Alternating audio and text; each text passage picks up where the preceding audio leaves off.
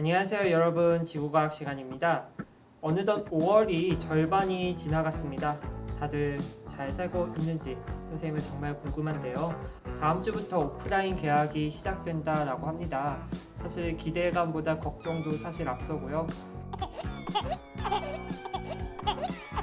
온라인으로 익숙해져 있는 이 상황에서 다시 또 적응을 하려면 조금 시간이 걸릴 것 같아요. 하지만 언제나 그랬듯이 시간은 흘러갈 거고 우리는 하던 대로 각자의 길 열심히 걷기만 하면 됩니다. 오늘 우리가 배워볼 내용은요, 바로 지구의 역사, 그 중에서도 지층의 생성 순서와 나이입니다.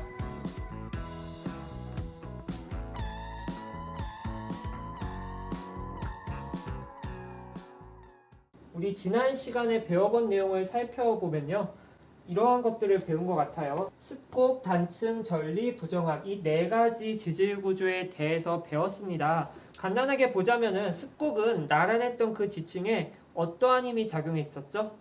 그렇죠. 히읗으로 시작하는 우리 횡압력이 작용을 했습니다. 우리 횡압력 하면은 이런 거 생각해 줘야 되죠. 그 다음에 단층인데요. 우리 단층은 끊어진 층, 단절됐다라는 거예요. 그래서 종류가 두 개가 있었죠. 하나가 역단층, 하나가 정단층이었습니다. 얘랑 얘를 구분하는 기준은 뭐였습니까? 상반이 올라갔냐 아니면은 상반이 내려갔냐, 그거 가지고 역단층, 정단층 구분했었죠. 상반, 하반 구분하는 방법 선생님이 알려드렸습니다. 어떻게 했죠?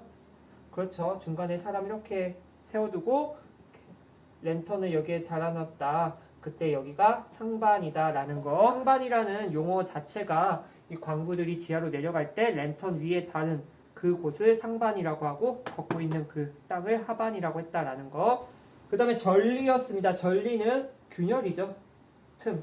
그래서 전리도 두 가지가 있었습니다. 판상전리, 그 다음에 주상전리. 이 두 개가 있었고요. 각각 달랐어요. 뭐가 달랐냐면은 주상전리는 마그마가 녹는 그 속도 차이였고요. 그 다음에 판상전리는 압력 차이였습니다. 그래서 이 두 개 비교할 수 있어야 되고요. 마지막으로 부정합입니다. 부정합은 뭐였죠? 어떤 포인트 되는 문장이 하나 있었어요. 오랜 시간의 단절이었죠. 그래서 이 부정합 중요했습니다. 우리 부정합 순서 기억하시나요? 현안류, 반서마. 이건 돌멩이고, 부정합 뭐였죠? 퇴적, 융기, 침식, 증강, 퇴적. 이거 단계 꼭 기억해 주셔야 돼요. 이렇게 지난 시간에 배웠던 내용 한번 확인해 보았고요. 오늘의 핵심 키워드 한번 보도록 하겠습니다. 지사학 법칙, 그 다음에 절대 연령, 상대 연령, 그리고 반감기, 이렇게 네 개가 있습니다. 우리 법칙 하니까 벌써부터 머리가 아파오기 시작하는데, 뭐 수학처럼 공식을 외우는 법칙은 아니고요. 우리 지층에 대한 법칙입니다. 간단한 법칙들이니까 너무 어렵게 생각하지 않으셨으면 좋을 것 같고, 그 다음에 상대, 절대, 상대적이다, 비교할 수 있는 거고요. 절대적인 거, 정해진 거예요. 우리 지층의 나이를 드디어 정하게 됩니다. 그래서 하나는 상대적으로 얘보다 얘가 더 많다, 이런 느낌이고요. 절대 연령은 이 돌, 이 암석, 이 지층 나이가 5,700만 년이다. 뭐 이런 것들, 절대적인 수치를 알 수 있다라는 거고, 그 다음에 반감기가 있습니다. 반감기는 절대 연령과 관련된 단어인데요. 이것도 뒤에서 같이 보도록 할게요. 먼저 지사학이란 무엇인지 한번 보도록 할게요. 영어로는 Historical Geology라고 나와 있습니다. 우리 히스토리 하면은 역사 생각해 주시면 되고요. 지오, 땅, 그러니까 땅의 뭔가 역사를 알 수 있다라는 거거든요. 지각의 형성 이후 지구의 지질학적 역사와 발달의 법칙을 연구 규명하는 학문이다. 그러니까 지구의 역사를 뭔가 연구하는 학문이구나, 그렇게 생각을 해주시면 되고요. 선생님이 과학의 역사 하나 소개하려고 합니다. TMI지만 한번 같이 볼게요. 격변설과 동일 과정의 원리라는 게 있습니다.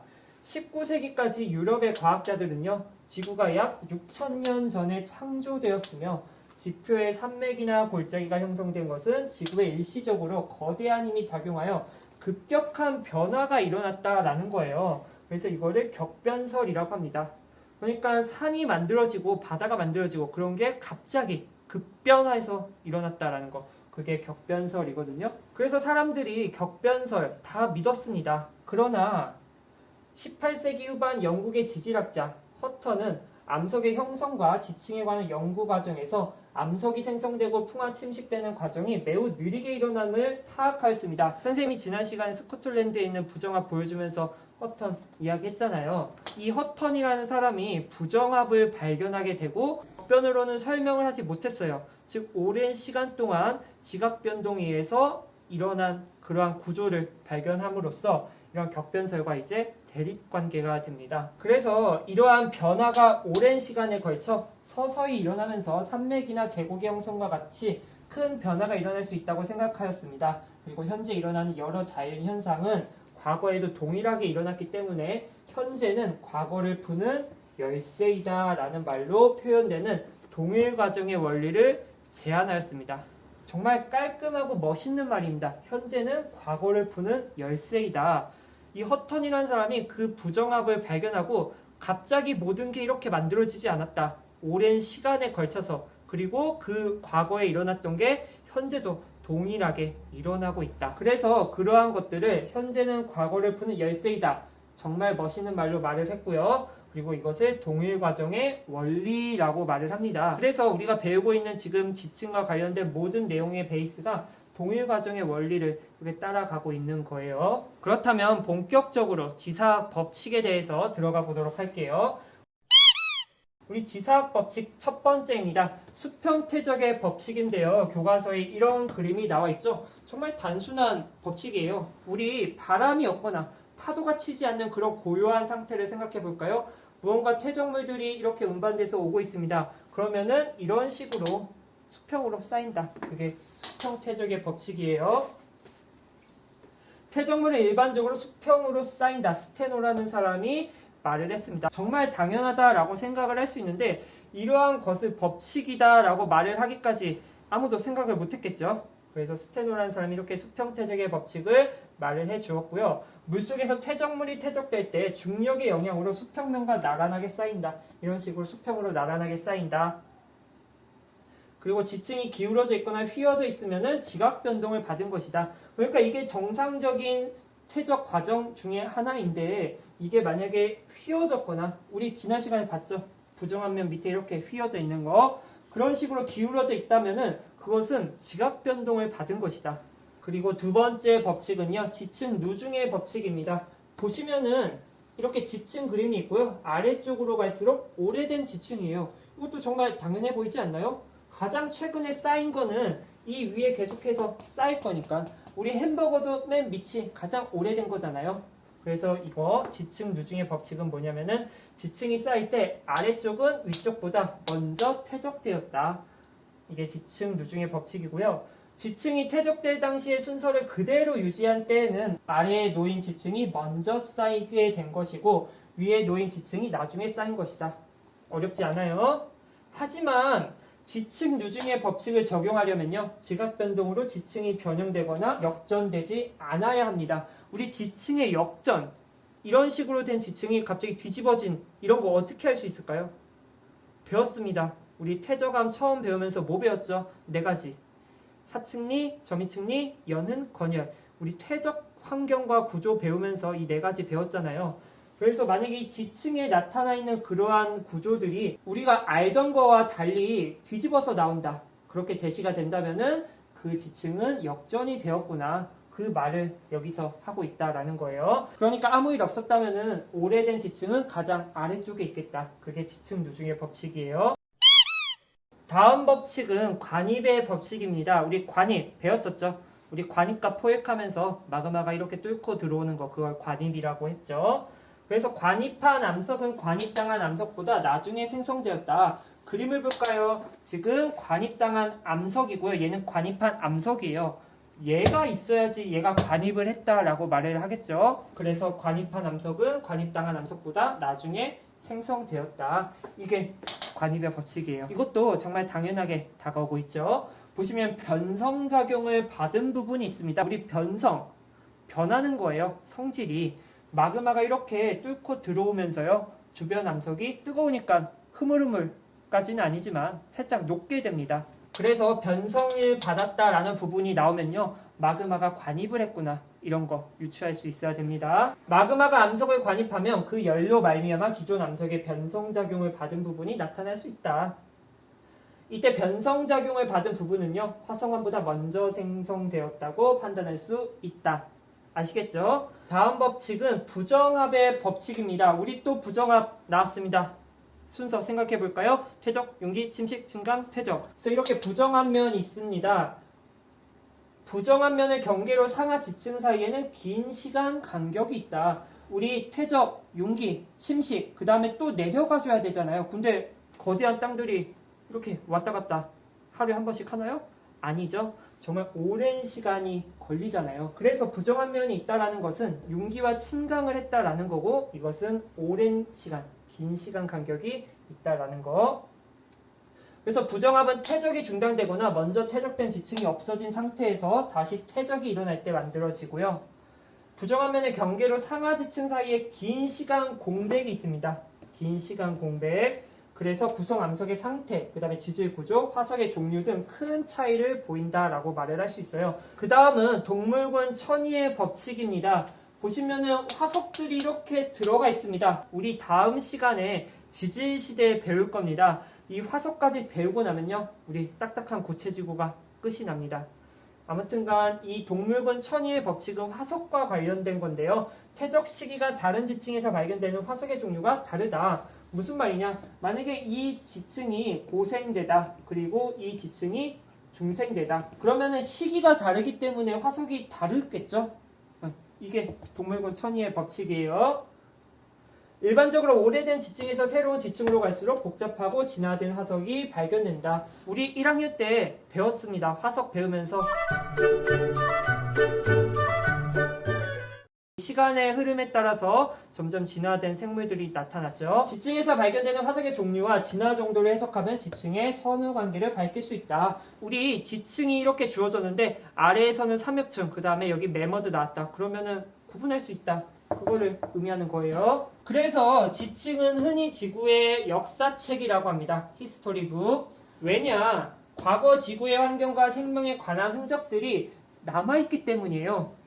특히 지질 구조와 화석은 지층이 생성된 시기와 지층이 생성될 당시의 환경을 알려주기 때문에 지구의 역사를 밝히고 해석하는데 매우 중요하다. 이러한 흔적들이 어떤 돌에 있다라는 거예요? 퇴적암에 있다라는 거죠. 계속해서 쌓였으니까 그 쌓이는 과정 속에서 이런 흔적들 남아있을 수 있다라는 거죠. 그래서 이러한 지사학 법칙들 한번 배워봤고요.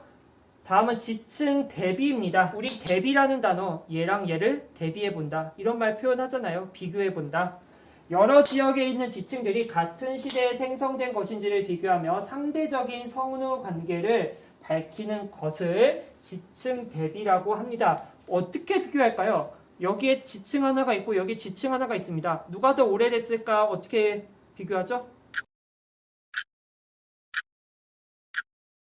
그렇죠. 만약에 여기에 삼엽층 화석만 발견되고 여기에 매머드 화석이 발견됐어요. 그러면 당연히 삼엽층 화석이 발견된 이 지층이 오래된 거 알 수 있겠죠. 상대적으로 비교를 할 수가 있어요. 그래서 이렇게 화석 가지고 비교를 할 수 있겠다. 그런 생각을 한번 해보시고요. 이 그림을 볼까요? 우리 교과서에 나와 있는 활동에 이러한 그림이 아마 있을 거예요. 먼저 은회암. 뭐였습니까, 은회암? 그렇죠. 우리 화산재 쌓여서 만들어진 퇴적암이었죠. A랑 C 지역에서 같은 종류의 암석으로 이루어진 지층을 점선으로 연결하고 세 지역의 지층을 대비하여 오래된 지층이 있는 지역부터 순서대로 나열해보자. 말 그대로 한번 따라해 볼까요? 같은 종류의 암석으로 이루어진 지층 점선으로 연결해보랍니다. 뭐 이런 식으로 연결하면 되지 않을까요?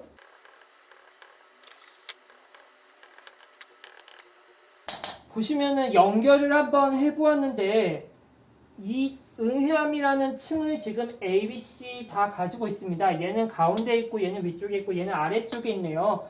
이 응해암층이 만약에 같은 시기에 이렇게 쌓였다라고 생각을 해볼게요. 그러면은 얘는 그 위에 무언가가 더 쌓인 거고 얘는 하나만 쌓였죠. 그 다음에 얘는 더 오래 쌓였네요. 그러면은 오래된 지층이 있는 지역부터 순서대로 나열해보자. 이 세 개 A, B, C 중에 누가 더 오래된 지층이 있는 거다라고 말을 할 수가 있죠.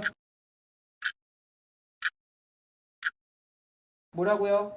그렇죠. B죠. 왜냐면 응이암을 기준으로 봤을 때 아래에 더 많이 있는 게 오래된 거라고 우리 말을 할 수 있는 거잖아요. 그래서 얘는 B라는 거고 그 다음에 A, 그 다음에 C입니다. 하지만 이렇게 말을 하려면은 조금 제약 조건이 있어요. 어떤 조건이 있어야 될까요? 이런 공통적인 거 있다라고 해서 이 세 개 쉽게 비교할 수 있어요? 이것을 비교를 하려면 가까운 지역에서라는 말이 있어줘야 됩니다. 그래서 A, B, C 가까운 지역에 있어야 되고요. 그 다음에 이런 식으로 공통된 층이 있다라면은 비교를 할 수 있다라는 거예요. 누가 더 오래되고 누가 더 젊은 건지. 그래서 이러한 방법을 상대적으로 비교하는 방법이다라고 말을 합니다.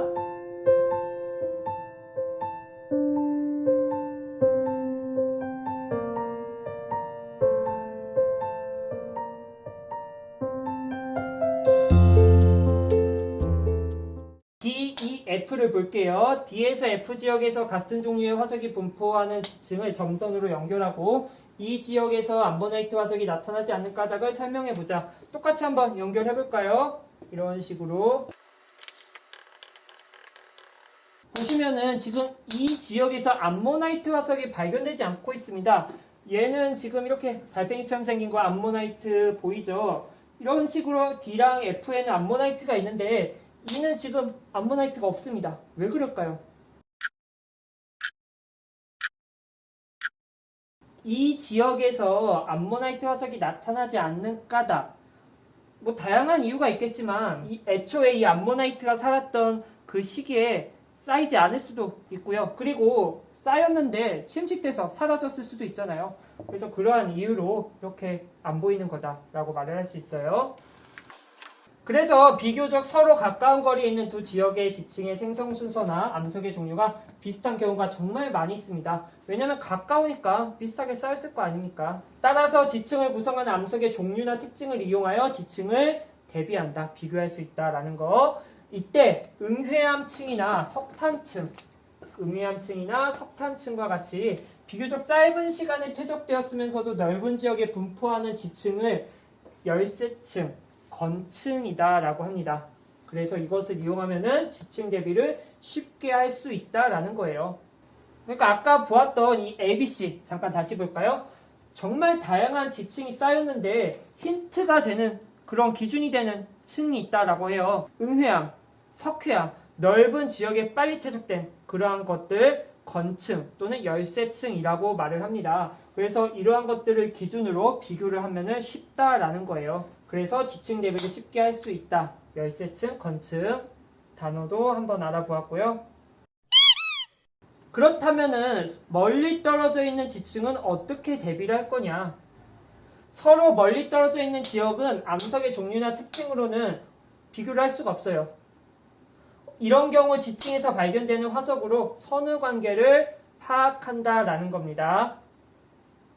다른 시기에 쌓인 지층은 저마다 독특한 화석을 포함되므로 아까 우리 D, E, F 봤잖아요. 서로 멀리 떨어진 지층에서 같은 화석이 산출되면 이들 지층은 같은 시대에 생성되었다고 할 수 있다. 지금 보시면은 D, E, F 이렇게 지층이 있고요. 여기에 삼엽층 화석, 그리고 여기에 삼엽층 화석, 여기에 삼엽층 화석이 있습니다. D, E, F 땅들이 멀리 떨어져 있다라고 해볼게요. 이런 식으로 삼엽층 화석이 공통적으로 발견된다. 그러면은 D, E, F는 멀리 떨어져 있더라도 같은 시대에 이렇게 퇴적됐음을 알 수 있겠죠. 그래서 멀리 떨어져 있는 이러한 지층들을 대비할 때는 이런 화석 가지고 알 수 있다라는 거예요. 화석 가지고.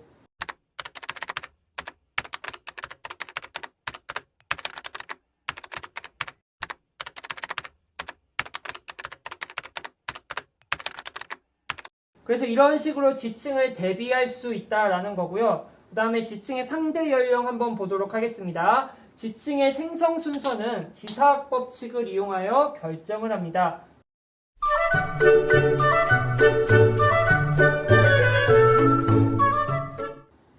이 그림 한번 볼까요? 이 단어에서 나오는 문제는요. 이 그림 하나로 끝납니다. A, B, C, D, F, G, H, I까지 쭈루루룩 순서 준 다음에 누가 가장 오래전에 쌓인 건가? 누가 최근 거냐? 그거 물어보거든요.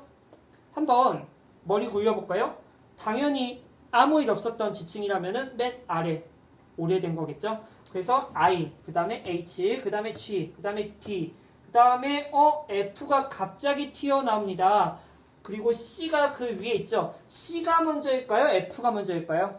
그렇죠. 관입의 법칙 생각해 주시면은 만약에 C가 쌓이고 F가 관입을 했다라면은 위에 이런 식으로 뚫고 왔을 텐데 뚫은 흔적 없잖아요. 그래서 D 다음에 F, 그 다음에 C, 그 다음에 B, A 이런 식으로 쌓였구나. 그걸 쌓일 수 있다라는 거예요. 그래서 이러한 생성 순서, 지사학 법칙 가지고 결정되고요. 지층이나 암석의 생성 시기 그리고 지질학적 사건의 발생 순서를 상대적으로 나타내는 것을 지층의 상대 연령이라고 한다랍니다.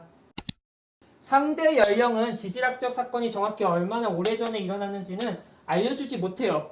그냥 상대적인 비교만 가능한 거지 이 땅의 나이가 1000만 년이다, 5천만 년이다, 1억 년이다 이러한 정보는 우리에게 주어지지 않는다라는 거죠. 다시 이 그림을 볼게요. 다만 B 사건이 A 사건 뒤에 일어났고 C 사건 전에 일어났다는 식으로 사건의 발생 순서 정도는 알려줄 수 있지만 절대적인 거는 다시 말하지만 알려주지 못한다.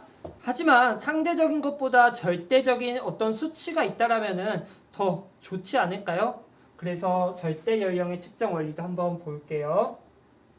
다른 암석들과 생성 시기를 비교하거나 지질 시대 동안 발생한 수많은 사건의 연대를 밝혀내려면 암석의 실제 나이를 알 필요가 있습니다. 그래서 암석의 생성 시기나 지질학적 사건의 발생 시기를 수치로 나타낸 것을요 절대 연령이다 라고 합니다. 그래서 절대 연령은 방사성 동위원소를 이용하여 구할 수 있습니다. 암석 속에 포함되어 있는 방사성 동위원소를 이용하여 암석의 생성 시기를 알 수 있는데요. 선생님이 그림을 하나 가져왔습니다. 지금 수소 있고요. 수소가 있는데 숫자가 뭔가 달라 보여요. 우리 주기율표에서 수소 몇 번이었죠?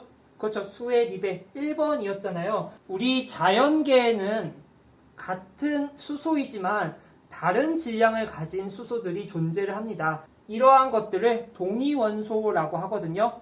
보시면 양성자의 개수가 같아요. 한 개로. 그래서 원자 번호는 같으나 중성자의 개수가 다르다라는 거예요.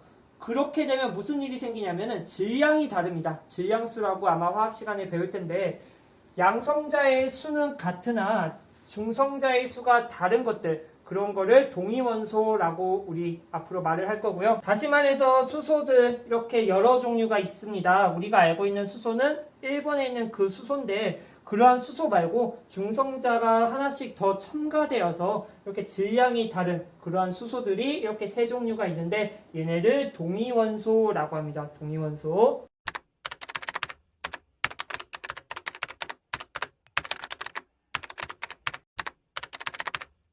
그래서 이러한 동위원소, 그 중에서도 방사성 동위원소는 시간이 지남에 따라서 방사성을 방출하면서 일정한 속도로 붕괴를 하여 다른 원소로 변해가는데 이때 붕괴하는 원래 방사성 원소를 모원소라고 하고요. 붕괴하여 새로 생성된 원소를 자원소라고 합니다. 무슨 말이냐? A라는 방사성 동위원소가 있습니다. 얘는요, 시간이 지남에 따라서 방사선을 방출하고 다른 걸로 변하게 됩니다. 그때 이 A를 모원소라고 하고 B를 자원소라고 합니다. 이 그림을 볼까요? 지금 이러한 지층에 화산 분출하고 있죠? 광물 결정을 확대를 해보니까 이렇게 빨간색의 원소들이 있어요. 원래 있던 원소, 모원소라고 합니다. 그래서 시간이 지나서 뭔가 부정하면 오랜 시간이 지났나 봐요. 그랬더니 어떻게 됐냐면은 이 빨간색으로만 가득했던 이곳에 파란색이 등장을 했습니다. 이 빨간색이 방사성 동위원소였고 얘가 시간이 지나서 이렇게 붕괴가 돼서 다른 원소로 바뀌어버린 거예요. 원래 있던 애가 다른 애로 변하는데 이때 방사성 방출하고 이렇게 변하는 거 이게 방사성 동위원소예요. 우리 맨 처음에 봤던 핵심 키워드에 있던 반감기 있습니다. 우리 방사성 동위원소와 이제 연결돼서 한번 볼게요. 이 그래프 정말 중요합니다. 우리 교과서에도 있죠. 보시면은 뭐든지 그래프 보면 X, Y축 봐야 됩니다. X축엔 반감기의 횟수고요. Y축에는 남아있는 방사성 동위원소의 양이라고 나와 있습니다. 우리 반감기라는 거의 뜻부터 먼저 말씀을 드리자면요. 우리 모원소에서 자원소로 붕괴 이렇게 되잖아요. 그때 딱 절반이 되는 거. 그게 반감기거든요. 보시면은 이 백에 지금 빨간색이 몇 개 있어요? 16개 있죠? 그런데 여기를 볼까요? 파란색이 하나, 둘, 셋, 넷, 다, 일곱, 여덟. 8개가 있네요. 그 다음에 빨간색도 8개. 그리고 여기 보니까 빨간색이 이제 4개가 있어요. 그 다음에 파란색은 12개가 있고요. 그 다음에 여기는 빨간색이 2개가 있어요. 그 다음에 나머지는 파란색이죠. 그래서 16개에서 8개로 변하는 이 시간의 흐름을 반감기라고 합니다. 그래서 여기서 여기 지금 반감기 1이라고 나와 있잖아요. 횟수가. 반감기를 한번 거쳤더니 빨간색 16개에서 8개로 바뀌었습니다. 이거를 반감기라고 해요. 절반이 되는 거. 그랬더니 남아있는 방사성 동위원소의 양이 여기는 100%였습니다. 빨간색으로 100이었는데 여기는 절반이 됐으니까 몇 프로일까요? 그렇죠. 50%. 그 다음에 여기 몇 프로일까요? 반감기 2번. 얘에서 또 절반이 됐다니까 25%가 되겠죠. 25%. 그 다음에 또 절반이 됐어요. 그러면은 몇 프로예요? 25를 절반 12.5% 그렇게 되겠죠. 그래서 반감기라는 단어 이미지 기억해 주시고요. 우리 교과서 56페이지 잠깐 볼까요? 이거 정말 중요한 자료입니다. 먼저 방사성 동위원소 X의 반감기부터 구해라. 지금 보시면은 무원소의 양이 100인 곳에서 이렇게 50인 거 한번 찍어 볼까요? 그때 X축 보니까 시간이네요. 100에서 50으로 이렇게 줄어드는데 200만큼 시간이 걸렸습니다. 단위가 100만 년이니까 100만 년 곱하면 뭐예요? 2억이죠. 그러니까 이 원소는 절반이 되는데 걸리는 시간이 2억이다 라는 거예요. 정말 오랜 시간이죠. 그 다음에 암맥 A, B의 방사성 동위원소 X가 각각 25, 50%가 들어있다고 할 때 이 지역에서 일어난 지질학적 사건의 순서를 나열해 보아라. 정말 중요한 보기거든요. 지금 암맥 A, B 이렇게 나와 있어요. 우리 암맥 이렇게 뚫고 들어온 거 순서 나열해 보아라 나와 있습니다. 먼저 1, 2, 3, 4 이 순으로 퇴적이 됐겠죠. 적어볼까요? 1, 2, 3, 4 퇴적. 그 다음에 여기 보니까 부정합면 여기 보이죠? 부정합 순서 한번 써보고 갈까요? 지금 보시면 퇴적이 됐습니다. 그리고 융기 한번 해줘야겠죠. 그런데 암맥 A는 도대체 어디에 써줘야 될까요? 뭔가 부정합 면 아래 있으니까 어디선가 써줘야 되는데 지금 이 부정합 면을 기준으로 깎였잖아요. 만약에 부정합 면 다음에 관입이 됐다라면은 얘를 이렇게 뚫고 와야 되는데 그렇지 못한 걸 보아하니 얘는 그 전에 관입을 한 거구나. 그걸 알 수 있겠죠. 그 말은 이렇게 퇴적이 되고 융기를 했다. 그 다음에 관입, 그 다음에 침식, 그 다음에 침강했겠죠. 침강. 그래서 이렇게 부정한 면이 하나 생겼고요. 그 위에 이제 또 5, 6, 7, 8, 9 또 퇴적이 됐겠죠. 5, 6, 7, 8, 9 퇴적. 그 다음에 암맥 B 똑같은 순서로 가주시면 되겠죠. 퇴적이 된 다음에 융기하고 그 다음에 관입을 한 거예요. B가. 그리고 또 뭐 해줘야 되니까 침식해줘야겠죠. 침식. 그 다음에 침강. 그 다음에 10, 11, 12, 13. 아이고야 복잡하네요. 10, 11, 12, 13. 그래서 이 순서대로 이 지층이 쌓였다라는 거예요. 그리고 퇴적은 우리 물속에서 되는 거였죠. 그런데 지금 이 과정은 우리가 보는 거니까 위로 이렇게 노출된 거예요. 그 말은 여기에 뭘 더 써줘야 된다는 거죠. 그렇죠. 융기랑 그 다음에 지금 여기 깎였잖아요. 침식 써줘야 된다라는 거. 이거 순서 쉬운 거 같으면서도 막상 해보면 헷갈리거든요. 선생님이랑 한번 해봤는데 또 한번 해보셔야 됩니다. 그래서 이렇게 순서 한번 나열해 보았습니다. 그 다음에 암맥 A와 B가 관입한 시기를 구하여라. 이렇게 문제가 나와 있습니다. 방금 보았던 그 문제에서 지금 A는 25%, 그 다음에 50% B 이렇게 남아있다라고 했죠. 그 말은 한 번 반감되는데, 즉 100%에서 50% 되는데 2억 년이 걸립니다. 그러면 50% 2억이라는 거고 25% 얼마라는 거예요? 4억이다 라는 거죠. 그래서 A가 4억, B가 2억 년 전 관입을 했구나. 그것을 알 수 있다라는 거예요. 우리 교과서에 나와 있는 방사성 동위 원소와 반감기라고 나와 있습니다. 그래서 이렇게 다양한 원소들 나와 있고요. 우라늄 238, 우라늄 235. 우라늄에도 다양한 종류가 있는데 지금 이렇게 두 개가 있고요. 보시면은 얘는 납 206, 그 다음에 얘는 207. 이렇게 모원소에서 자원소로 분개가 되는데 각각 걸리는 시간이 45억, 그 다음에 7억. 정말 오랜 시간이 걸리죠. 그 다음에 뭐 칼륨, 아르곤 있고요. 루비디움, 스트론튬 있고 탄소 그리고 질소가 있는데요. 우리가 보통 많이 사용하는 원소가요. 탄소입니다. 탄소 14가 질소 14로 이렇게 바뀌게 되는데요.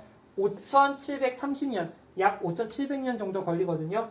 다른 거는 지금 이 친구는 492억이에요. 그 다음에 45, 7, 13억인데 얘는 5700년이죠. 이 친구보다 작기 때문에 얘 가지고 많이 이용을 합니다.